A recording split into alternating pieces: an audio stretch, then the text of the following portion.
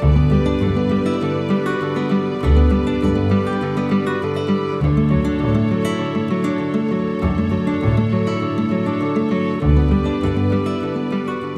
около 10 лет я занимаюсь этим творчеством.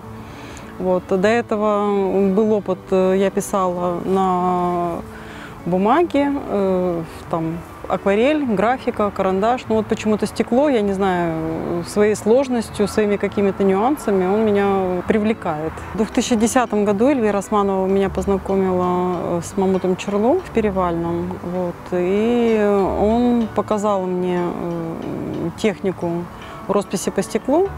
Вот. И сложно было. Первый год я одну работу целый год писала. Почему? Потому что тушь осыпалась, а стекло, там были свои нюансы, которые нужно было учитывать. Каждый год по чуть-чуть у меня нарабатывался опыт, свои какие-то профессиональные секреты. И вот такой результат на сегодняшний день.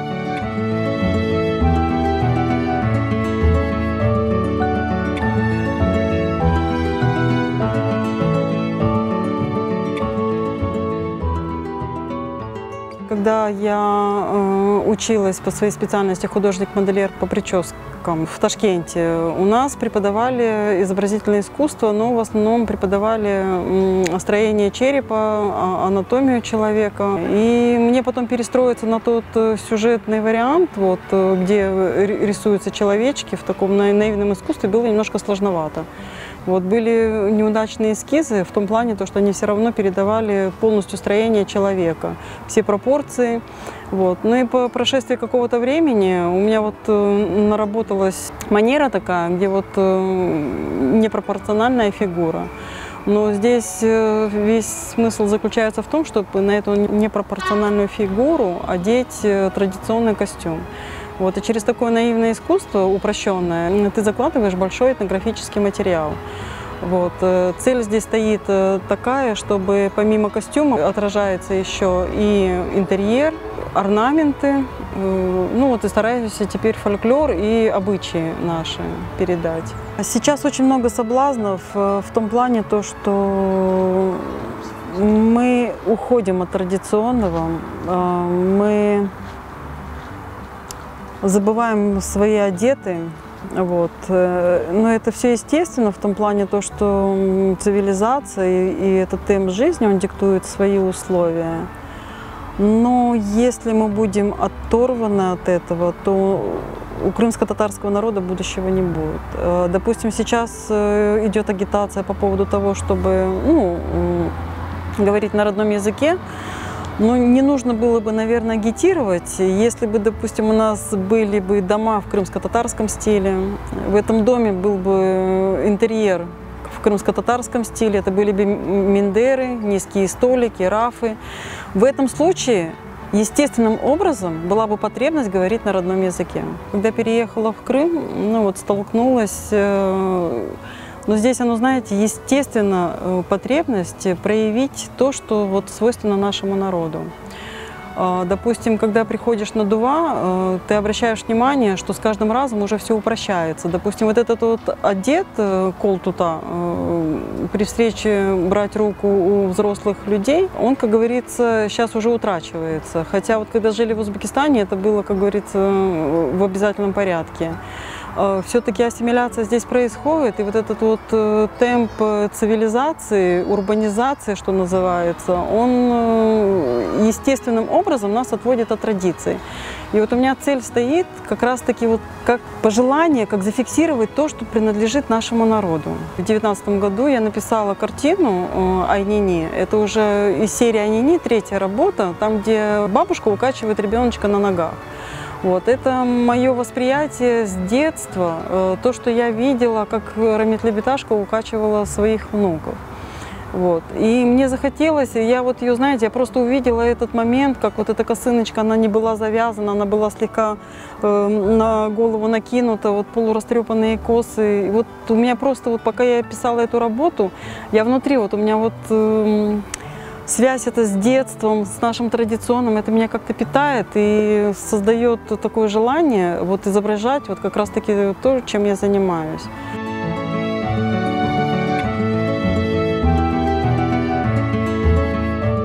Когда вот эту вот работу на выставку я готовила «Тугра крымского хана», непроизвольно, каким-то случайным образом на глаза попалась эта кисточка с длинным ворсом. До этого я работала пером. Вот, я беру эту кисточку и непроизвольно, говорю, вот само по себе с первого раза у меня начинает получаться. Хотя вообще в планах не было писать кисточкой. До этого все миниатюры я работала, контур писала пером, а серединку уже заполняла специальными кисточками. Там есть своя специфика. Сначала колонок, потом пони. Заполняешь по контуру аккуратненько акриловыми красками. А здесь получается вот эту вот работу «Тугра крымского хана», я ее полностью создала вот благодаря кисточкам. И вот этот длинный ворс, он идеально лег под тушь, по стеклу. Знаменитые художники вот, Европы восторгались восточной миниатюрой за счет того, что, как они воспевали, красота колорита. Вот эта красота колорита, она создавалась вручную, миниатюра, краска накладывалась на краску, и картина, восточная миниатюра, она была как бы рифленая.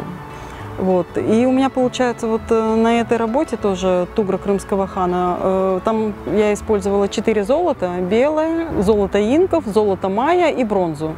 И так удивительно, я говорю, вот непроизвольно. Ты просто в процессе работы, чисто интуитивно работаешь, проходит какое-то время, ты смотришь, а у тебя этот рисунок получается рифленый.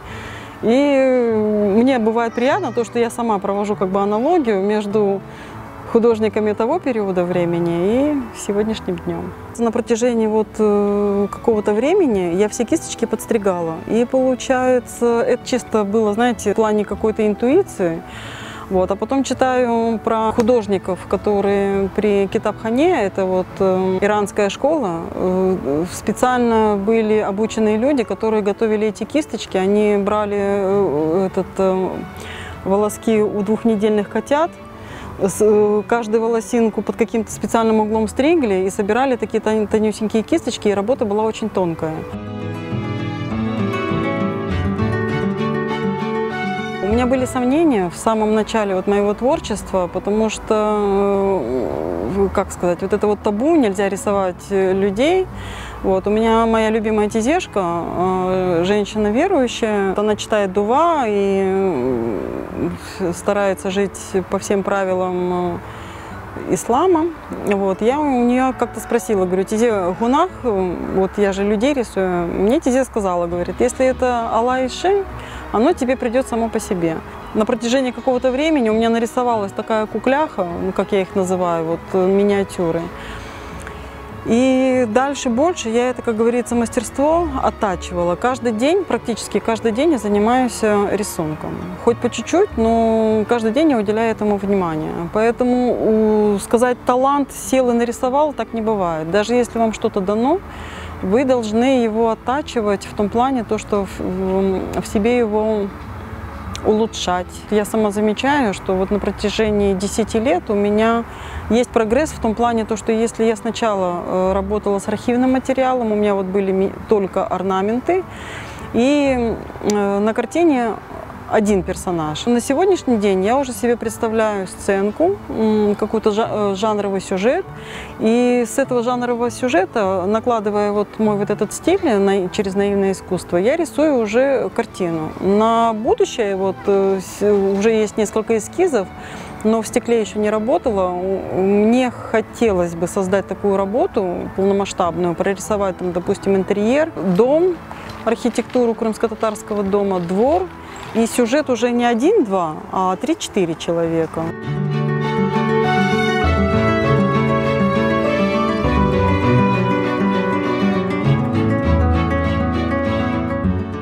Мне очень нравится реакция детей на мои работы, и мне бы очень хотелось, я понимаю ответственность того, что я делаю, и я сама удивляюсь тому, что вот мое творчество, оно меня немножко воспитывает. Мне нравится, когда люди потом смотрят, у них, знаете, вот у меня сейчас уже привычка выработалась, я смотрю на выражение лица. И я иной раз обращаю внимание, как вот человек смотрит на мои работы, и у него мышцы лица, они расслабляются. Непроизвольная улыбка, для меня это вот большой комплимент.